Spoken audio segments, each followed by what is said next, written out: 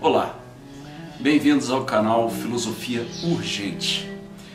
Hoje nós continuaremos com a obra O Mal-Estar na Civilização, de Freud. Bom, um aspecto que nós devemos destacar sobre essa obra é o título. Em alemão, Das Unbehagen in der Kultur. Behagen em alemão quer dizer desconfortável. Isso que foi traduzido, muito bem traduzido, por mal-estar, descreve, portanto, a condição humana de profundo desconforto. Mas como assim desconforto? É mais ou menos como se nós tirássemos um animal selvagem do seu habitat natural, um tigre, e o colocássemos em uma jaula, né? Quando você vai ao zoológico, você vê que esse animal, o tigre, ele se sente bastante desconfortável, né? Parece que há um desajuste ali, parece que não há... tá faltando uma peça, tá faltando algo, é a falta, né? Então, Unbehagen, esse mal-estar, indica o desconforto perpétuo do ser humano em relação à vida, em relação à sua condição de vivente, né? Que é uma condição muito especial. E a nossa jaula é exatamente a cultura ou a civilização. Freud faz questão de dizer que não vai distinguir uma palavra da outra, embora em alemão tenha palavras diferentes como em português, tanto para a cultura quanto para a civilização. Enfim, o ambiente artificial que o próprio ser humano, o próprio homem criou para si próprio é a nossa própria jaula, né? É o produtor desse enorme desconforto, é o acelerador desse mal-estar, é o amplificador desse mal-estar. Daí o título O Mal-Estar na Civilização. E vem crescendo muito. Como eu mencionei no vídeo anterior, Freud é extremamente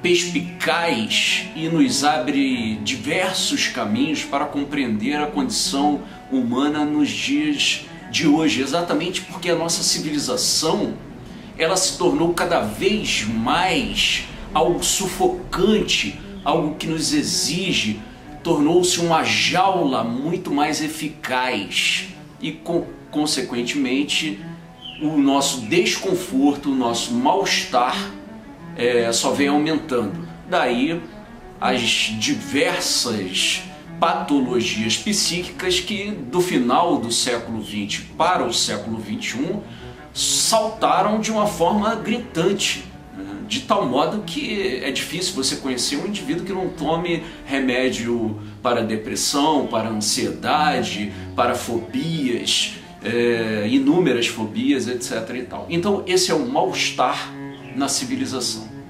O livro tem 8 sessões. A primeira sessão começa com uma réplica de Freud a um crítico, Roman Roland, que havia feito a seguinte objeção. Freud escreveu um livro anterior chamado Futuro de uma Ilusão, que tratava sobre as necessidades religiosas, especificamente o fenômeno religioso. Então a crítica foi direcionada a esse livro. O Roland faz a seguinte objeção: olha, eu simplesmente não entendo como você, Freud, não viu como fonte da religiosidade, das necessidades religiosas, um sentimento oceânico. Pois bem, então Freud começa a analisar o que seria esse sentimento oceânico. Que seria algo mais ou menos como um ser, sentir o mundo como uma continuidade, uma extensão do meu próprio eu. É um modo de ser, de uma conexão do eu com os demais fenômenos do universo, com o próprio universo, né? Então Freud começa a analisar se isso seria possível e de que modo isso seria possível na primeira sessão. Então ele apresenta a sua própria ideia de como foi a gênese, a formação, a origem do eu. Que num primeiro momento, o bebê, por exemplo, nessa gênese do eu, o bebê não se distinguiria das suas relações objetais, das suas relações com os objetos. Por exemplo, ao mamar, ele não conseguiria distinguir ele próprio do seio materno.